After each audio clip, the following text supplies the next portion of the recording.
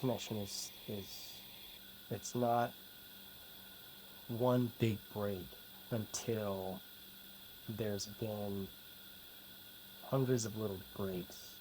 There are opportunities for disconnection every day, and more often than not, we probably miss opportunities to connect because we're in our own head or we're busy. And when enough of them happen, or that big one happens, a waste. And it's more like a tectonic shift where plates are pulled apart from each other. Not necessarily opposing forces pushing themselves away, it's they drift away. They pull apart from each other. For me, specifically, the disconnections that happened that were significant in my previous relationship, those fractures were practically palpable. It felt like for me that something just broke. Looking back, those were learning moments for me. Those were moments that I found myself on the precipice of choosing to stay in that relationship or not. And there's always that choice. And I didn't have the best example of a good, healthy relationship growing up. So for me, I didn't really know myself or who I was. There's a lot there. This isn't there. We're not going to go there. Those moments of disconnection were palpable. Some of them were heartbreaking, and drifting away and pulling away from the person that you care about that you're in a relationship with is no small thing. And it can be jarring or confusing. There are also opportunities to close that gap. And those are choices that you can make. And I firmly believe that if you, no matter that gap, no matter that distance, if both people want to put forth the effort to come back together, that you can, that reconnection is not easy. It's in fact a lot easier to continue to just drift away. You're substituting short-term discomfort for a different kind of pain in the long term. I think, at least I feel. No matter what happens, whether you go about your separate ways or not, dude. What I'm getting at is, if you can notice that you two are drifting apart, you can put forth the effort to bring yourselves back together.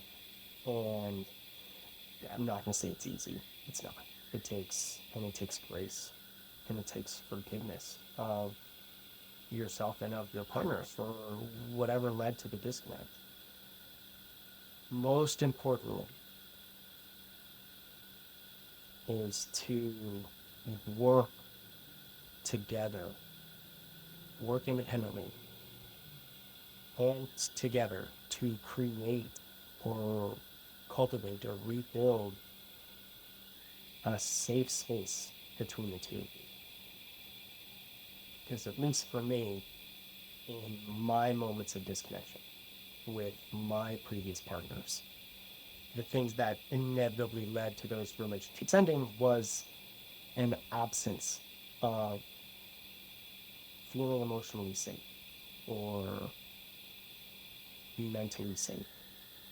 And without, I don't feel that you can really put forth a true effort into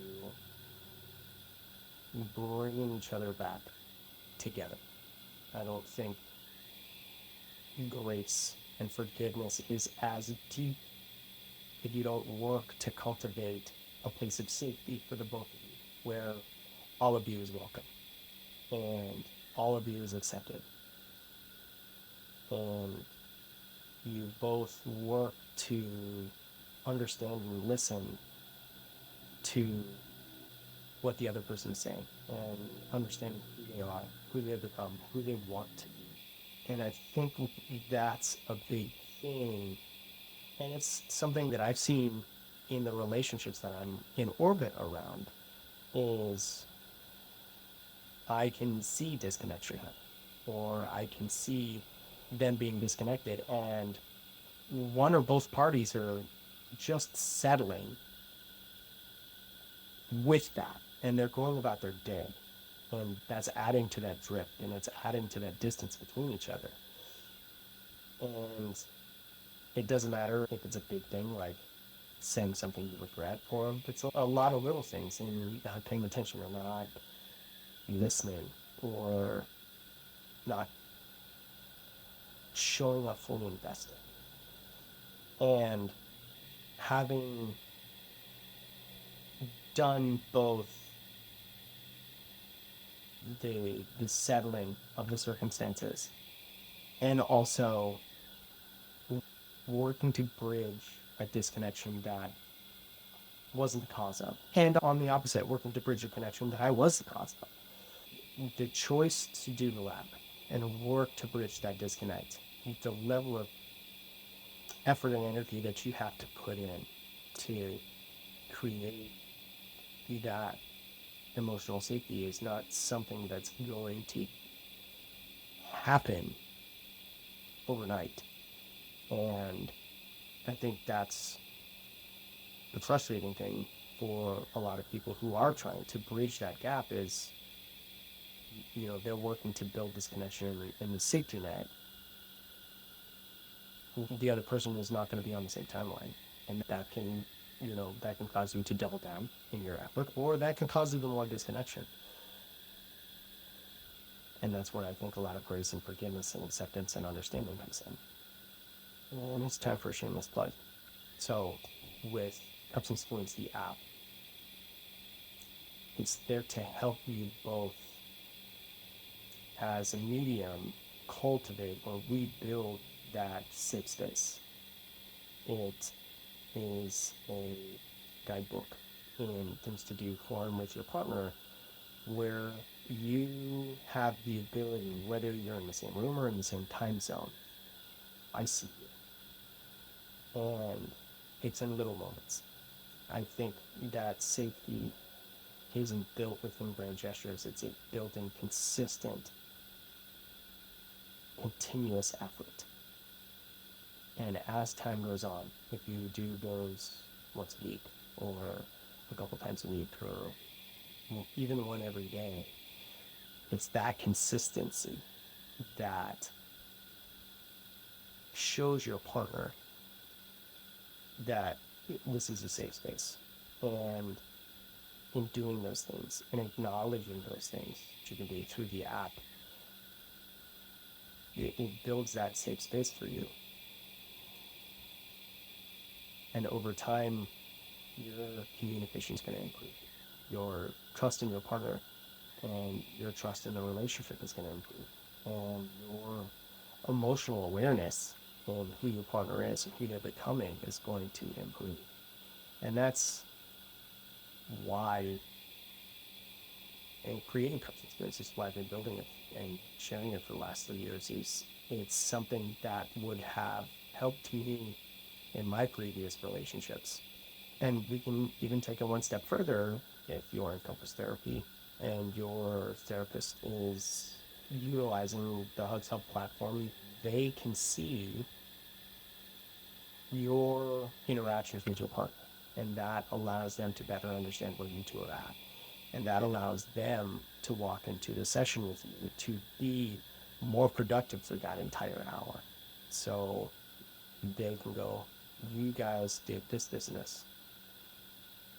Help me understand why that was beneficial to you, or help me understand how that helped you two understand each other better so they can utilize that entire session to help you as much as possible.